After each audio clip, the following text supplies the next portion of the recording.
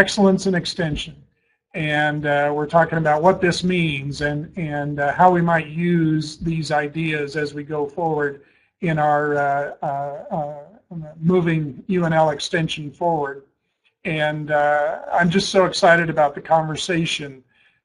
We asked all of you after the last webinar to respond to a survey, a Qualtrics survey. And I thought this was really cool. So this is what you told us about these 8 elements of excellence and extension.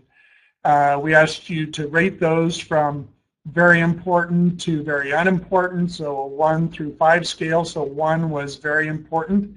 And if you just look at the mean scores, you rated exceptional teaching and learning as the most important, if you will. Professionalism was right behind it, engagement was right behind it, relevance was right behind it, impactful was right behind it. A little bit of a gap, but meaningful research and innovation also came right in there with scores above 2. And I think it's interesting. So you see the list here and you say, well, you know, innovation must not be that important. No, wait. Innovation was scored somewhere between very important and important. So let's not be confused about this. But I thought it was an interesting list, and as you look at the list and you think about what that means for you or for us, I think there's some amazing messages there that we're still committed to and believe in exceptional teaching and learning. The professionalism is really important to us, and engagement is really important to us. You know, that engagement idea defined as the way we engage our learners, the way we engage in our communities, and you know, those things are really important as we think about the work we're going to do now and into the future. So really interesting information, and thank you to everyone who participated in this. We'll have a similar opportunity after this webinar today to give you an opportunity to give us some feedback and share your thoughts. Here's the other part of your feedback that I thought was really, really interesting. We asked you what's missing. And several people talked about cultural competency or inclusion or diversity or those kinds of things, and very important. A number of people brought up teams and teamwork as a really essential element, and that's one we need to look at as well. Partnering was a theme that came up several times, and entrepreneurship, not only from the financial standpoint, which is important going forward, but some also talked about being a social entrepreneur and this idea that you know, you bring people and groups and organizations together, kind of the partnering model, and together you do something good. And so that's kind of the social entrepreneur model. Some people talked about our unique role in Nebraska in delivering research-based information from the university. Others talked about being adaptive and being able to adapt to whatever comes or whatever the opportunities are. This last one, and I listed it last, and it got 3 stars because it really reminded me of how important our conversation is around excellence. And it's this idea of sustainable balance, balancing your personal life, the priorities that you have in your personal life, your family, your kids, whatever that might be, your parents, you know, your friends, your interest in the kinds of things that you're interested in, might be culture, arts, sports, whatever it might be, but balancing that with our expectations of excellence. And the person who was, I think, most interested in this perspective talked about this idea that some people will view achieving excellence as doing more work, that it's about quantity. And you know, I really want us to push back on that idea, and I hope you're all listening very carefully to what I'm saying right now, because to me, excellence is there's a quantity perspective to it, but it's a whole lot more about quality and effectiveness. And that doesn't mean we have to do more. What it means is we need to do better. And not that we're ineffective now. We're very effective. But this idea of sustainable balance, you know, and some of you have heard me talk, especially with our new hires, that I'd like them to view extension as a marathon and not a 100-meter dash. That you know, we need to be in it for the long term. And so I want you all to think about this a little bit and understand our expectations, that this is not about doing more work. It's not about piling or adding on. It's about focusing on quality and exceptional performance in the work that we do. So those are really enlightening ideas for us to think about, and we'll consider those as we work through this draft of our Excellence in Extension framework. So now our journey continues. We've done the first webinar. We've introduced Excellence in Extension. I've just shared with you a little bit of the feedback. There are lots of golden nuggets there for us to think about. Now, today's webinar is about Excellence in Extension and its impact on staffing and professional development and teams and culture and those kinds of things, and a critically important piece as we go forward. Our third webinar coming up October 9th, we'll talk about this on a more personal level. How is this going to affect me in my work?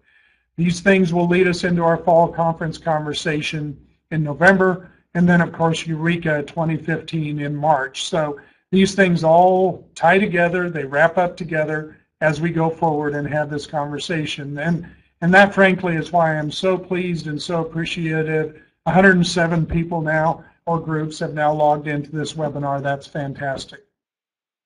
So here are my big goals for today. One is to continue to share with you our vision for what Excellence in Extension looks like and what it means to us in terms of our organization and the way we go about our work. I really strive for increased clarity in trying to help us talk about and think about and understand these ideas. So let's be really clear about what this means, at least to the best of our ability. The third point is around transparency. We're throwing it out. We want your comments. We want your perspectives. We're listening. We're working hard to listen and trying to design this in ways that really work for us.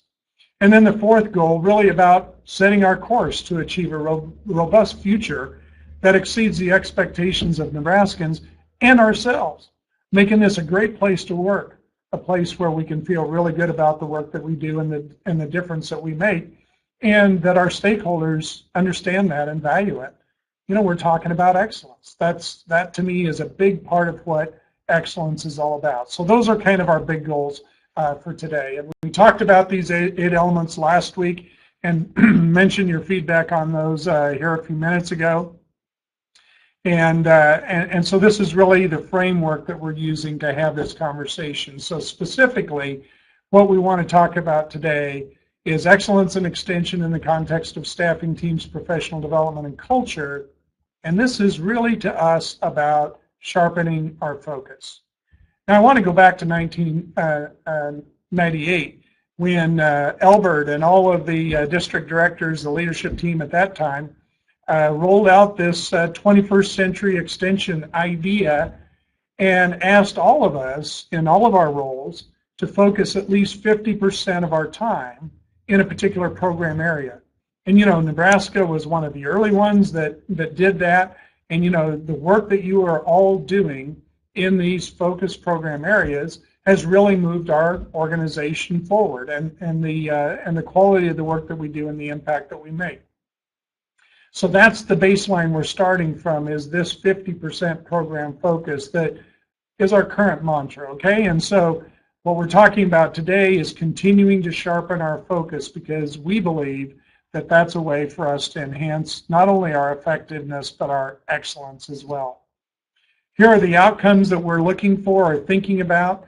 We'd like to continue to enhance our quality and effectiveness, and notice the word enhance. We're not saying we don't have it, we're saying we want to do it better. We want to catalyze innovation, that's important to us. We want to strengthen teamwork and maybe look at teamwork a little bit differently. We want to continue to hire great talent, and I don't know if any of you looked around the room lately, but the people that we've hired in the last 2 years since I've come here, and even before that, we are hiring amazing talent. And these folks are helping us think differently about the work that we do. And then the fifth outcome of this conversation today is to really think about professional development and how we make that really relevant to the jobs that we're being asked to do, and especially in the context of sharpening the focus. So simply remind all of you as we go along, if you have reactions to any of this, type in the chat or shoot me an email. I'd love to hear from you. Okay, so right now we have 6 program areas that we're working in. This conversation proposes 7, and a little better clarification around those 7. And so those 7 are beef systems, community vitality, the new area that we've just really, I should say, restarted and placed much more emphasis on. Crops and water, and this program area would really blend our cropping systems educators with our ag water educators. We feel like that needs to be a group and they need to work together. Food, nutrition, and health, that's not new. But what we really think for the future is that we would be well served and our stakeholders would be well served if we really focus this work on youth, okay? Children and youth, infants, children, and youth. And the reason is that we feel like if we do a really good job with this age group, we set a behavior style, a choices style that will benefit people for the rest of their lives. So we're on that front end of helping young people learn about food, nutrition, and health and the choices that they can make and activity and all those kinds of things. So that's a shift in focus into a different age group that we're doing some work now. And we're not going to leave the other groups behind, but we want to move our focus. We want to sharpen our focus on infant, child, and youth, food, nutrition, and health. 4-H is another one that's not new. Learning Child, one of our very, very productive teams that's doing some awesome work, and one that we want to say, keep going, you're doing great. And then the last one, we're tentatively calling Urban Ecology, and that's a title, I don't care if we use that title or not, that becomes a big part of what we do in our urban settings and our metro settings. And so that involves some of our horticulture work, our home landscape work, our urban water initiatives, a lot of those kinds of things that really are kind of ecological kinds of things, but they're critically important to us going forward. Now, as you think about those 7, there's something else I want you to think about. I've called these proposed program initiatives rather than program areas. I want you to think about that a little bit. I'm afraid that the way we currently do our action teams and our program areas, to some degree, we've siloed up again. And it's good to bring people together who have common interests and common goals and want to work together. But when we do that in a way that we build walls again or build silos, excuse me, we've lost part of the opportunity. And so I like this idea of thinking about these groups as initiatives. And so we're gonna have an initiative in beef systems that focuses our conversation and our work, but we want our beef systems folks to also be looking over towards crops and water, community vitality. Yeah, why not food, nutrition, and health? How about 4-H? How about Learning Child? How about urban ecology? Let's make these connections between these different groups very porous, very interactive, and let's take advantage of those opportunities that present themselves to us. So those are the kinds of things that we're thinking about. And a couple of really, really good comments here. Tanya says, fantastic. So excited to hear infants, older youth as part of the work and the initiatives that we're focused on. Agreed. We think that's a real opportunity. Amy talks about, I've heard Ronnie Green speak about expanding livestock production in the state for all sectors. Is there any chance that beef systems will be expanded to include the other livestock sectors to make this a larger livestock production goal? Okay, this is a really, really important question. We will continue to support all livestock sectors in Nebraska because they're all important. Where we think our sweet spot, though, is in beef systems. And so we want to focus most of our work in beef systems. Ronnie announced last week a swine extension person for animal science. So we're going to support the swine industry. And we will do other groups, other livestock species as well.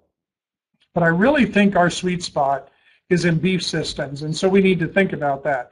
Now, there's elements of beef systems going forward where maybe we bring in some of those other elements that are more cross species value, bring more cross-species values, like, and Amy, to your point, from a waste management perspective or other kinds of things.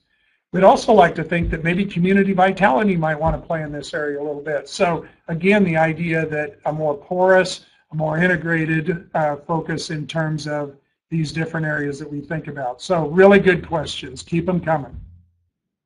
And I'm not sure I really answered either one of those very well, but those are kind of some of my thoughts. I I'd like to talk about our evolving programming model and what excellence and extension might really look like as we continue to sharpen our focus. One of the things, and you've heard me say it, and I really, really believe it, is we have to live locally. We have to be in our communities. We have to be connected in our communities. We've got to be connected with people locally. That's hugely important going forward. Relationships are critically important, and something that I learned more about that I hadn't really heard about that makes perfect sense at our North Central meetings this week is this idea of associational leadership. That leadership comes locally because of our associations and the kind of relationships that we build, and those are important. Secondly, around this programming model is being part of a strong team and having strong teams that are pretty focused in terms of the work that they do, integrated with other teams, but a really strong team. And then this idea of asking all of us to continue to program regionally and statewide. And we've gone a long ways in this regard, but we'd like to go a little bit further. And so this spiderweb map that Dave Varner shared with me, I think gives you a sense of what that looks like. The center of the spiderweb is your location, the county office that you work out of. But you use that spiderweb idea to extend your knowledge and your expertise regionally, whatever the region looks like in Nebraska, but then also statewide. And so it really is a spider web, and we tug and pull on that. The other part of this that I think is really important is that to some extent our focused, 50% focused educator model has resulted in us delivering really good programs locally in our county, but we haven't necessarily extended those programs to other counties. I've had extension board members come to me and say, you know, in our county, we only get 4-H. We have to go to other counties to engage in other program areas, other kinds of programs. And I think we need to talk about that and figure that out. We need to make sure that UNL extension programs are delivered statewide and everybody has the opportunity to access those programs. So here's what we're going to suggest to you for your thinking, for your thought. That you consider an 80% program focus. And that means that you spend 80% of your time really working in your subject matter area, your subject matter expertise. And there's 9 things on this list. There's a lot there. I'm not going to read through all of them, but you know, some of the really key ones, the innovative strategies, the collaborative learning environment. And you know, I think part of what this model does for us, it really emphasizes how important it is to be an expert. But we also realize that when we engage with our learners, there's a whole bunch of experts in the room, and everyone has expertise from a different perspective. It might be the farmer whose family has farmed on that ground for 100 years. That farmer has expertise in the ecosystem and the environment that that person is working in that we can't replicate. So now we begin to think a little differently about the expert model. It's not about us as the expert preaching to others. It's about us as an expert collaborating with other experts in the learning environment to create really robust outcomes relative to what we're trying to accomplish. Multidisciplinary teams, we've talked about that. More action and translational research, we view this as a huge opportunity. Professional development, we're going to talk more about that, but focused in your program area, your subject matter expertise. And I think number 9 is really important to talk about. That regardless of which of these 7 areas you're in, you contribute something to the youth program, and specifically in your area of expertise. And so if you happen to be working in community vitality, we would like you at some level, at some degree, to engage youth in some form or fashion. That doesn't mean you spend 80% of your time doing youth programming. It means that you contribute to youth programs in, for example, in that setting, maybe community vitality. Maybe it's something around youth entrepreneurship or something like that. So these are the ideas that we think about as we think about an 80% program focus. And these things would be reflected in a position description. So I think that's why that's important as we think about it. So you think about an 80% program focus, sharpening our focus, and these ideas around big responsibilities. Now we bring that back to our 8 elements of excellence.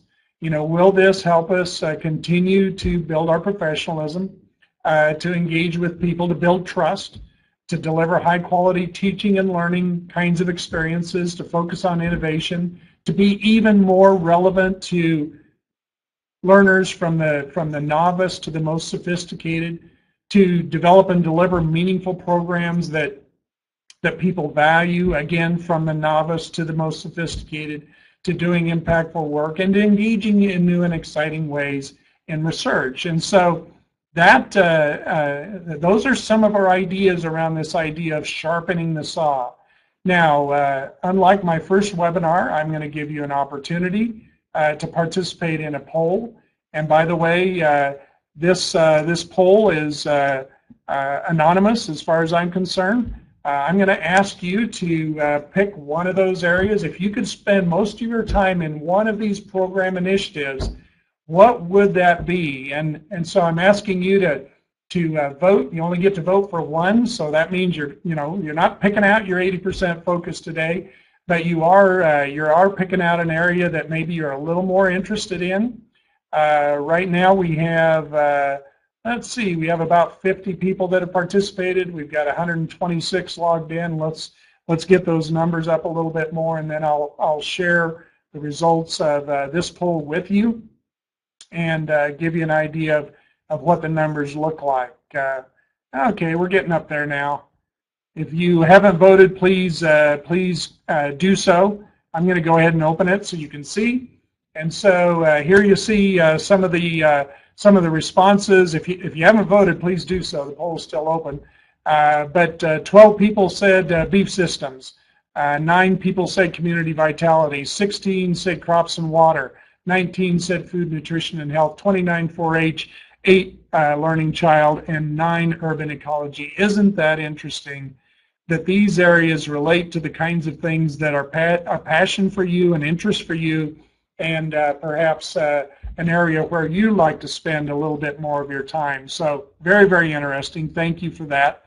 We'll be talking more about how you might be involved in helping to make these kinds of choices going forward. So thank you. All right. We are going to keep moving. I see Panhandle's on. They vote for everything. They're the populist group today. I love it. Okay, so we talked about the 80%. What about the other 20%?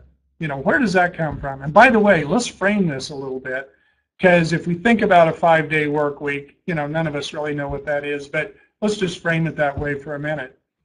If 80% is our focus area, that's equivalent to 4 days a week. 20% might be committed to the organization. Now let's frame that.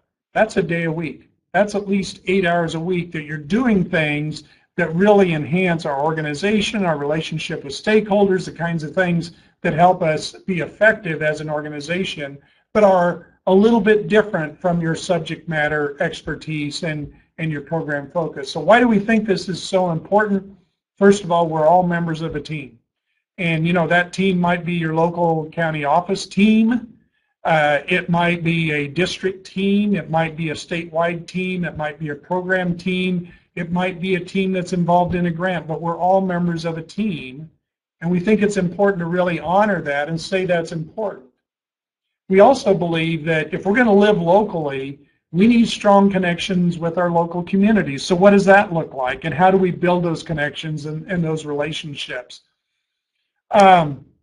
We think this piece is so connected to our excellence and extension idea, because extension professionals need to be respected, knowledgeable, and trusted. And you build trust by having good, strong connections and relationships with people. So we're asking you to think about this. So wherever you might be located in the system, that's a key part of it. Secondly, second connection to excellence, we uphold the professional standards expected by our peers as well as our extension clientele. So that's another piece of that, and I think that's important. So that's kind of the background or the idea. Here's what we're thinking in terms of what does that really look like? Well, if you serve as a unit leader, that is a big part of the 20%. and maybe in larger county units it's a little bit more than 20%. Okay, I might give you that. But the point is, it might be the unit leader responsibility. If you're not the unit leader, then what we would do is ask you to support the local unit leader in the office that you're working out of, and that it's really important to connect with local advisory or policy groups, extension boards, etc., and make sure they know who you are and that you represent extension, even though you're not the unit leader. And then we'd like you to think about, how do you cooperate with local faculty and staff to promote effective teamwork at the local office? You know, there are just times when that team is so critically important going forward. To help coordinate a total extension program and advocate for local educational needs. This is the piece I talked about earlier, I referred to earlier, this idea that all of our program areas need to be represented in basically all of our counties in some form or fashion, at least every once in a while. We should never have a county that all they ever get from us is 4-H. That's good, but we are that and more, and so we want to make sure that that's part of that. And then the fourth point here, relative to the local office, is to really support all hands extension events locally. So is that the county fair? Yes, it probably is. If you're not a 4-H educator, are you going to spend weeks and weeks preparing for the county fair? Maybe not. But when it's time to roll out the county fair, we need you there. And there might be teaching opportunities, there might be things that we need you to take responsibility for to help make that county fair happen.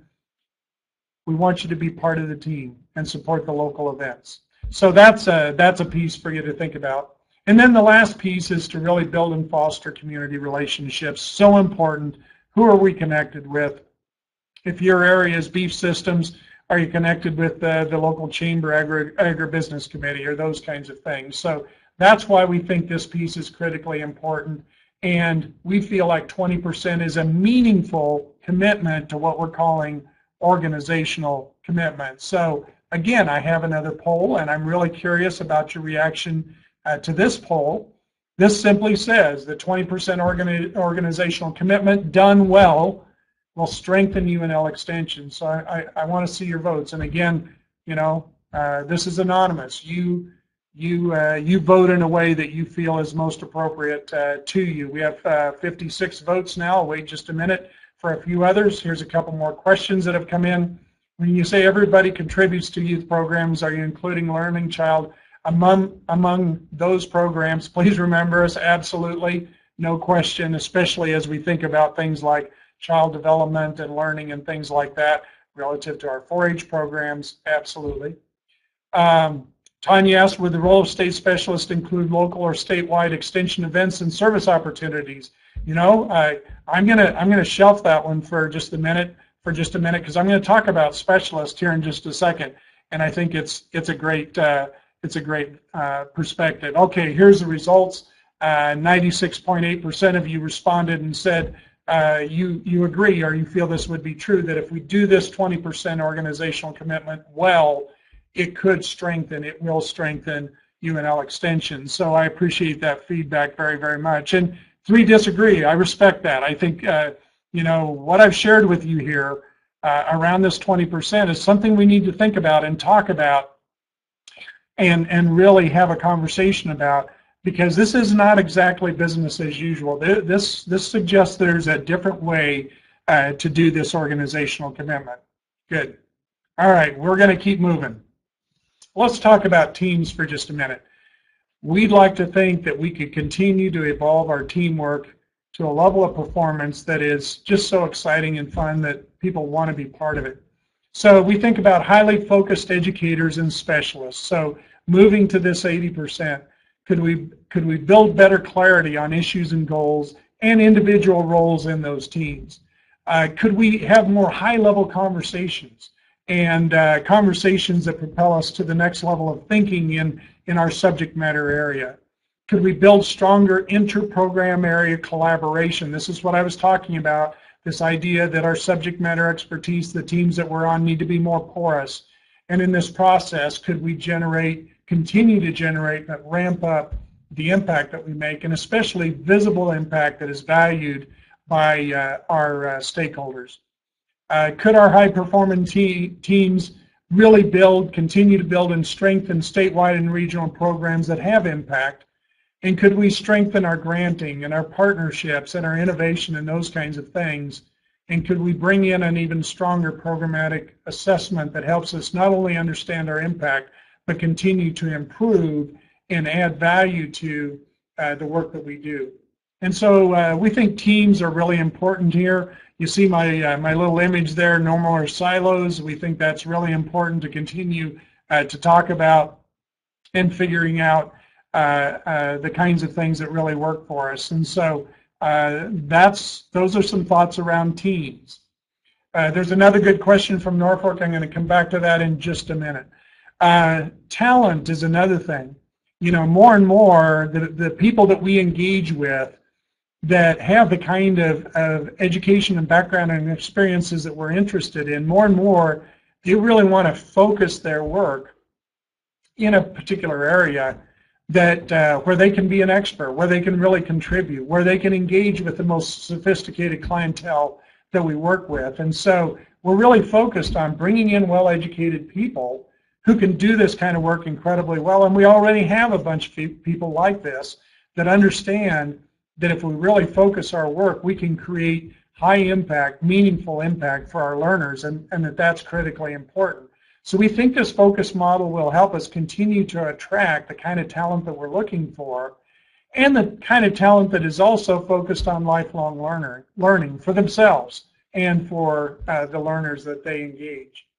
I think it's interesting, some of you may have heard me talk about this, but 21st century extension attributes, the attributes of 21st century extension professionals, you know, we can focus more on finding people that have these kinds of attributes, engaging personality, being great listeners, being flexible, adaptable, and willing to change, having a positive outlook, passion for extension and helping others, high personal standard of excellence, and operates with minimal guidance. Those are the kind of people we need and continue to need and have, but we need to build on that.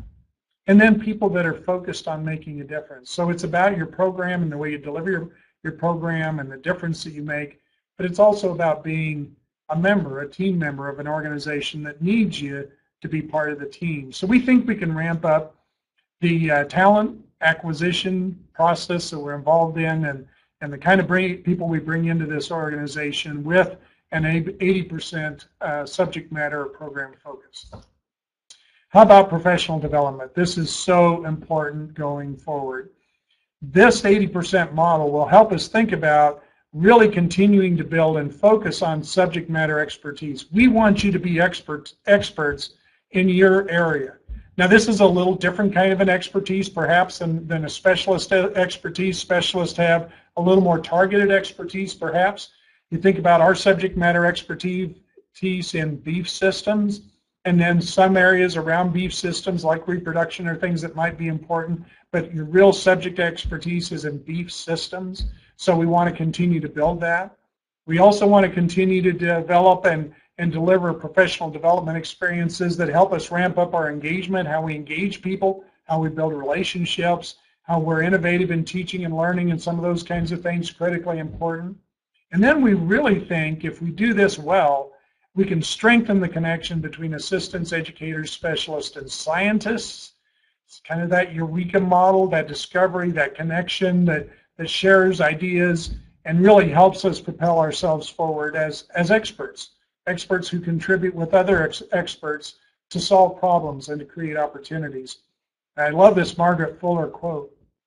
If you have knowledge, let others light their candle in it. Our knowledge will light candles for others if we're open to that and we're willing to make this kind of a commitment to being the kind of experts that we need to be if we're going to be successful. So this 80% model, this excellence and extension model, challenges us to ramp up our professional development. I talked a little bit about culture, and our culture is so important, a culture of excellence, a culture of innovation, and so on. And so 206 of you this summer participated in this North Central Regional Culture Extension Culture study. And you completed a survey, took you about 20 minutes probably, and you answered 60 questions that were summarized and presented back to us this week up in Fargo. And this is hot off the press. It's so cool because the 5 top cultural traits in Nebraska are innovation and risk-taking, number 1, cooperation across different parts of the organization, number 2, a continuous investment in the skills of employees, number 3, learning as an important objective in our day-to-day work, learning for us, learning for our learners, creating learning environments for our learners, and then encouraging direct contact with clientele by our folks. Okay, so let me explain this just a little bit, because I hope you're feeling really good about this, just like I am. I think this is so cool.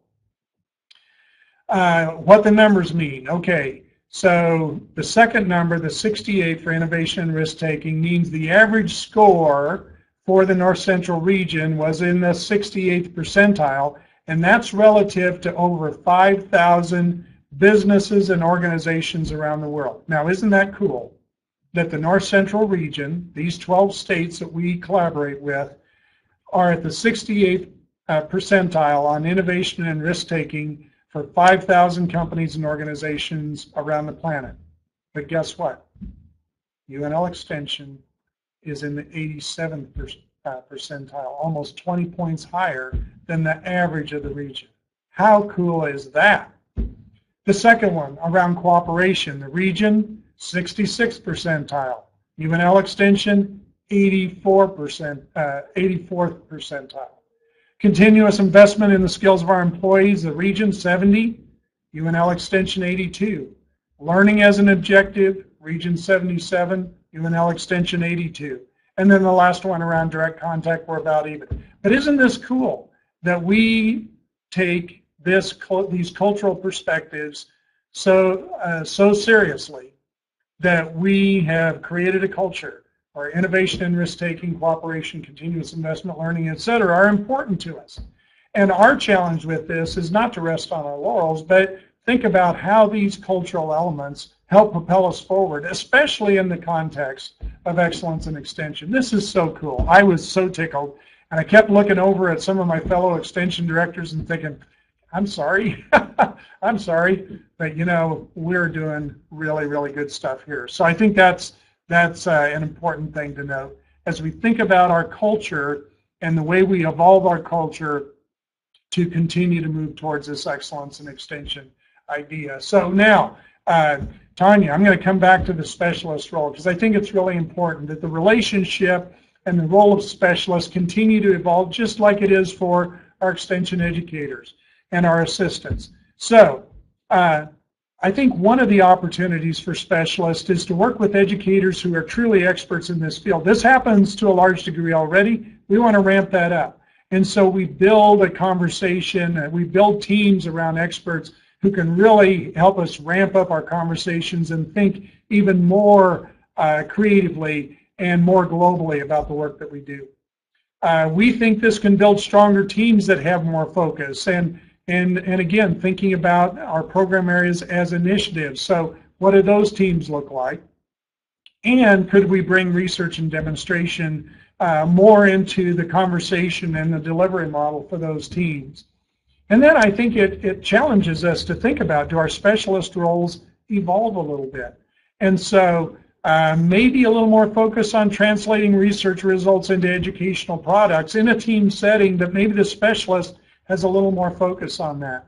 Helping our extension educators and assistants with more focused professional development. And then thinking about how do you as a specialist really take advantage of those high-profile programs where your cutting-edge research-based information can be delivered. So maybe more regional presentations and those kinds of things. And so, you know, I think Tanya's question is exactly right. What would the role of state specialists be locally and or statewide with events and service opportunities? I think it's important, and it's important to think about. You know, it was so cool at the state fair last, I guess 2 weeks ago, when the Learning Child teams showed up and talked about literacy and how important it is, and you know, they were giving away books, and you know, I mean, I just think those are ways that we connect with people and create a more high-profile presence for us and the work that we do. Okay, I'm going to keep going, and then I'm going to come back to this conversation. So, I'd be naive to think that there's no concerns about these ideas. There are. And so, here's some thoughts, and you will think of others, and you will be invited in the follow-up Qualtrics survey to lodge other concerns or help us think through and be aware of other concerns. But these are 6 words I really hate to hear. If you are an 80% focused educator and you start telling people, I don't do that anymore, you may be right personally, individually, but it's not a fair statement relative to our organization. Certainly Nebraska Extension, but also Extension nationally. Because I guarantee there's not a question that people could come up with that couldn't be addressed by someone in our 50-state extension system. And so to say that I don't do that anymore doesn't really seem fair. And so what we'd like you to think about is if people come to you with questions that are outside of your subject matter expertise and you don't have a quick off-the-top research-based answer, that you refer them to people who do, or programs that do, or websites, or apps, or whatever it might be. This is a referral opportunity, and we want to provide good service to people as they have questions, or they're interested in expanding opportunities, or whatever it might be. So that's one thing I'd like you to think about, and I'd love to hear your reaction. Some may say, this is too much. I can't do that on top of what I'm already doing. Okay, I understand. And go back to that balanced idea that we talked about earlier, and think about how that fits. One of the things I'm going to share in just a minute is that the real deployment of these ideas and these plans have a 5-year window to them. So we're not saying tomorrow go out and be 80% focused. Some of you already are, okay. But as you think about your 5-year window and the evolution that you would like to make in your career, can you move to this 80% focus and then manage your way through the other things that would possibly be viewed as just add-ons, that would just, pile on and that kind of thing. So think about that in terms of an evolution rather than walking off a cliff. And then this last one, I think it kind of relates to my first point, but it really is something we need to talk about and think about and work on. How do we serve all learners? All Nebraskans should feel like they can access Nebraska Extension and gain information that's valuable to them. We have to figure that out, and we need to make that accessibility very real and the value of that access really appropriate. So those are a couple of thoughts around concerns. I'm sure you have others. We'd like to hear them. So what is next? Well, I just mentioned this idea that this is a 5-year plan. And I think that's important because one of the things we have to do is we have to take care of 4-H. 4-H is a huge program in Nebraska. It creates so much value for our stakeholders, for our communities, for families, and for kids.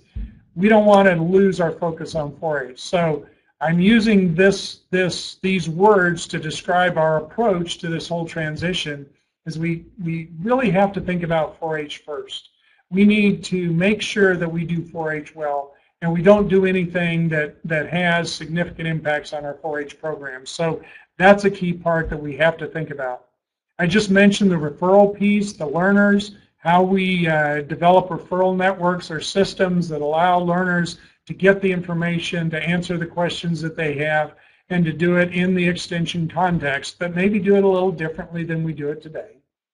And then we need to continue to think about our online resources that add value to what we do. And the reason I bring this up, we did a study about 15 years ago in the Panhandle, and we asked our county office staff, as people walked in the door or people called on the phone, in other words, as people came and engaged with us, we asked our office staff to ask these people, how would you like to engage us? And what we found out was about 50% of the people that walked in the door wanted to engage with a real live person, an educator, a specialist, someone who is an expert. But the other 50% were willing to look at other resources. It might be a book, it might be a NEB guide, It might be sit down at a computer and get online and find some sort of a decision support tool or whatever. But my guess is that that number hasn't gotten any smaller. And so how can we continue to build our online resources to add value to what we're doing? We'd like you in the next couple of weeks or month or so, maybe before fall conference, to start a conversation with your research and extension director. That's what we're now calling district directors, REDs, or the associate RED, or your department head or your department chair, to talk about this excellence and extension idea and talk about the 80% focus. And for specialists, maybe begin a conversation with your head or chair around, what does this look like for us? What does this look like for me? So begin that conversation. We'd like you to think about that conversation in the context of, what are the things you're really passionate about? What would you really like to be able to do? And what kind of a role would you like to have going forward into the future? And then maybe a second part of that conversation is, what do you need to be working on now to position yourself for success? This 5-year transition, we hope it happens a little quicker than that, but the idea that this is a transition and it's a career path. And then the next piece is this webinar on October 9th. How will this impact me in my work? And now is the time to get started on this. So those are kind of next steps. So I have a few more comments, but I want to give you an opportunity to tap a question in the chat, to send me an email. I'll try to respond to those, and then we'll wrap up and be done by 12 o'clock noon. So here's a question from our Norfolk contingent. What are your recommendations for handling multi-county commitments and building and fostering community relationships?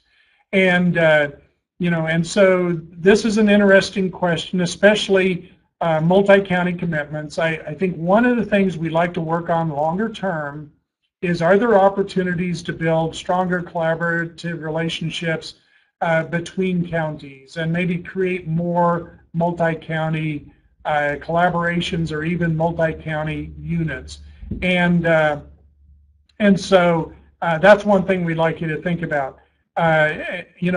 Multi-county commitments are really part of this new model as you think about your programming responsibility.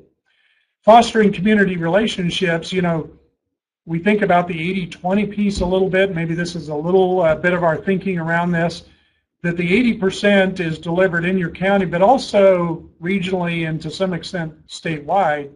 But the 20% is really mostly in your community, and how you connect with community leaders, or the kinds of relationships that you need to build the kinds of image and organizational capacity that we want for extension. And so maybe we do that, relationships with the school superintendent, with the bank president, with the mayor or the city manager or whatever, the county commissioners or supervisors. Those are the kind of relationships that we're talking about. And what we'd like to think is that everybody that works in a county is kind of known by those folks, that there's face recognition and image recognition of us and the work that we do. So I'm not sure I answered that very well. We need to continue that conversation. Jean Ann asked a question. The model presented is a culture that we need to work towards excellence in focused areas. For those with 100% grant funding and specific guidelines for allowable costs, will there be considerations for the 80-20 split or potential assistance with funding? I think we need to be really clear about this. For people that are funded on grants, this model, the focus part of the model still fits because your grant is asking you to work in that area.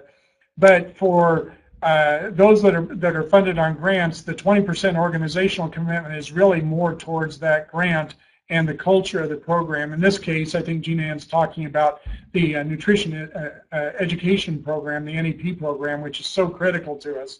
And so how does that work going forward? So probably not exactly the same model if you're grant funded, because your grant is asking you to do specific things and we need to honor that. Leanne asked about the RED. We've actually been using this title for about a year now, and Jack Whittier, our new RED in the Panhandle, was hired under this title. So it's not exactly new, but I realize we may not have publicized it very well. And really the response is it just better defines the work that our district directors were really doing. And it clarifies those high-level responsibilities relative to research, relative to extension, relative to organizational management, relative to leadership in those areas. So it really doesn't change. It's just a more honest way for us to really define the work that we're doing. So Research and Extension Director, or RED. I kind of like the red thing. That really goes with Nebraska, doesn't it? But you may or may not agree with that. All right, there may be a couple other questions coming in, and I'll reflect on those as they come in. But let me just share a couple other thoughts, and then I have one last poll that I'd like to share with you. So don't hang up quite yet. I'd like you to respond to this one last poll that I think is really important. So the first thing I'm going to say is thank you. This is a journey. This is our journey. We're working hard to listen. We're sharing ideas with you that in some cases may really resonate and you like. In other cases, you're concerned or worried, or you have questions, and that's good. We want to be able to respond to those. So we're working hard to listen. We started this a year ago, those October 2013 listening sessions that really spawned these ideas. The Dean's Advisory Committee has been heavily involved in this. We did a webinar with our Nebraska Association of County Extension Board folks 2 weeks ago. Very, very good feedback. We've got your feedback from the first webinar. Your opportunities to be part of this conversation going forward are really important. So we'll have a Qualtrics from this. Again, call, email, text me or your RED, your head, your chair, and let us know what you think. And so one last quote here that I think is really cool. And then I'm going to respond to Rick's question.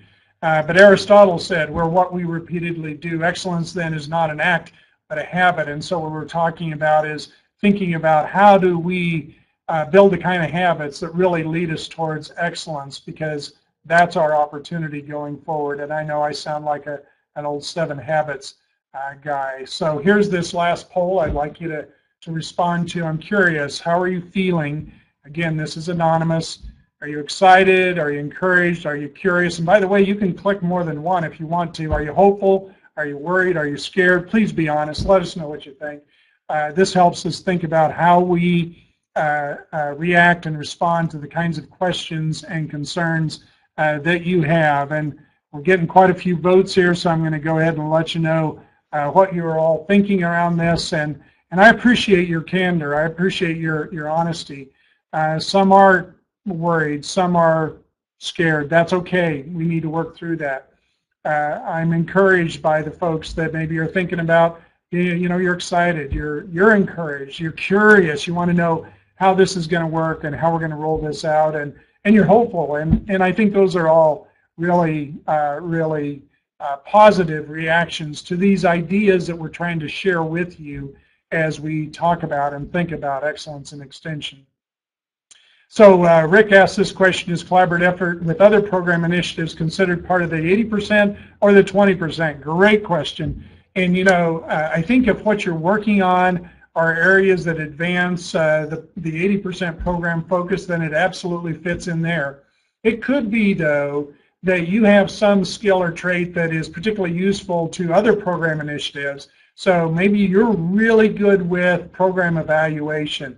Others may want to tap into that expertise, and so that becomes more of an organizational perspective as you tap in and work with other groups. Don't get that out of whack with your 80%, but give people an opportunity to access the expertise that you have. And so I think that's really important going forward. So it's almost noon. It's almost time for lunch. I'm excited about that. Of course, I'm pretty excited about a lot of things these days. I just thank all of you for your willingness to listen and engage in these conversations. I want to hear from you. I want to hear what you're thinking. I want to hear what's going through your mind. I want you to poke holes in this stuff, because if this is going to work, we need to know where the pitfalls are. And so please let us know what you're thinking. And above all, continue to do the great things that you do. The work that you do is so important, and I think it's reflected in that organizational culture survey results that I shared just a few minutes ago that are so unbelievably cool, but they're also reflected in the comments that we get back from our extension board members and our NASEB folks, and editorials in the World Herald about community vitality, and and those kinds of things. I mean, we're just acknowledged in so many ways, and it's so important for us to think about and feel good, but also be motivated by that kind of feedback. So I thank you all. Have a great rest of the day, rest of the weekend. Great Husker sports this weekend: football, volleyball, soccer, lots of cool stuff going on here at the University of Nebraska. And I wish you all absolutely the best. Have a great day. Thank you.